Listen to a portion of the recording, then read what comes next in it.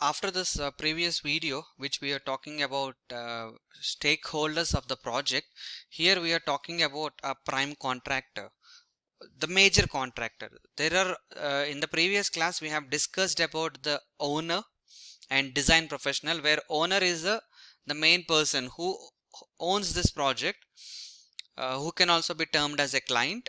Then coming to the design professionals, either they can be engineers or architects who develop and design the structure, but the person is like who is going to execute the project, who is going to construct the project, they can be named as, they can be called as a contractor. Again, in contractors there are several categories of contractor. Coming to the prime contractor, the major contractor, the main contractor.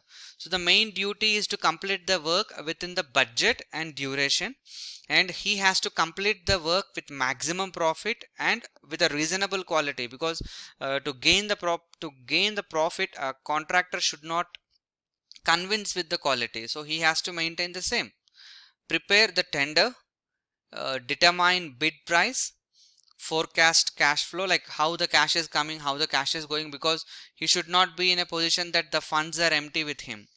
Beware of liquidity requirements, and he has the right to select the subcontractors, because a contractor cannot be able to handle everything. He might have the resources, or he may also give the contract to the subcontractors, like material supply or labor supply, or electrical works, plumbing works, so he can be able to divide them, like he becomes the manager of those subcontractors. So the contractor furnish payment and performance bonds to the owner, but only the communication happens with the owner is only with the prime contractor. So the prime contractor is responsible to look over the other subcontractors. So coming to the next one, project contract manager. So the previous one is a prime contractor. Prime contractor, some example, prime contractor can be a construction company. One construction company might have different projects at different places. So for each different project, they have a project manager who particularly takes care of a respective project, and he is the total responsible for the project. So the project manager is a person employed by the contractor, okay, or by the owner. Project manager must control company resources within time, cost and performance. This is the major important responsibility of the project manager. Should have a clear goals of the project. So he is handling with only one project, and he is the total whole and sole responsibility for the project. So he have to find alternative solutions for the problems. If any problem comes, he has to find alternative solutions. He have to develop a detailed plan to execute the real project, implement the plan of the project, and have to track about the project.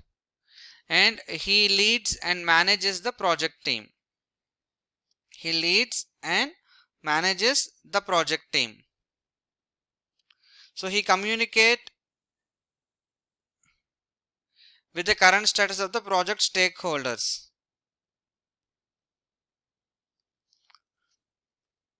Then coming to what are the suggested skills for a project manager. You should have good communication skill. He should be able to listen.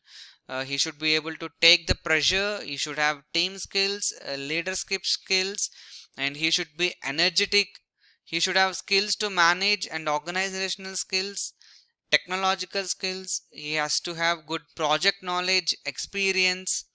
He should have team building skills. So this is what about the project manager. Coming to the subcontractor. The subcontractor is a person who work under main contractor. Subcontractor is a person who works under main contractor. As I told you here, after the owner, there is a prime contractor, and prime contractor is dealing with civil contractor, steel contractor, electrical contractor, mechanical contractor, and other further. So the project cycle are like, most projects have similar stages on the path from origin to the complete. So it's slow start and quick in the middle and slow finish, like the endings, finalized stages and all. The project life cycle, this is a very important one. The project life cycle: concept, design, after that bidding, construction, operation and management. So this is the project life cycle. Again, you can see the project life cycle is concept, design, bidding, construction and operation and management. Feasibility study. So before you start the project, you have to get an idea of the feasibility study. So project objectives and the requirement, summary project description, initial plans, deliverable resources, all has to be there. Then coming to design stage. So where you are going to work on the designs. So what type of structures we are going to use, what are the sizes, dimensions of each component. According to the client requirements, according to the legislative requirements, you have to completely design the project. Then the construction stage. You all very understood about the construction stage, the construction of the project. Coming to operation and maintenance stage. Usually operation and maintenance of the construction project may be carried out by the owner or own employees. So it is different. So it has various operation and maintenance things. So it has to be managed by the whole, it's a process. So here you can see these are the major reasons why projects fail. Schedule estimates are not revised or plans are not used correctly due to quality not maintained, poor planning of the project, major frequent changes, miscommunications, project managers are properly not trained. So maybe issues among the team workers. So these are the major reasons why project fails. So this is the end of the first topic. So here after this video you will be asked very basic questions and you are expected to answer those questions. Thank you so much.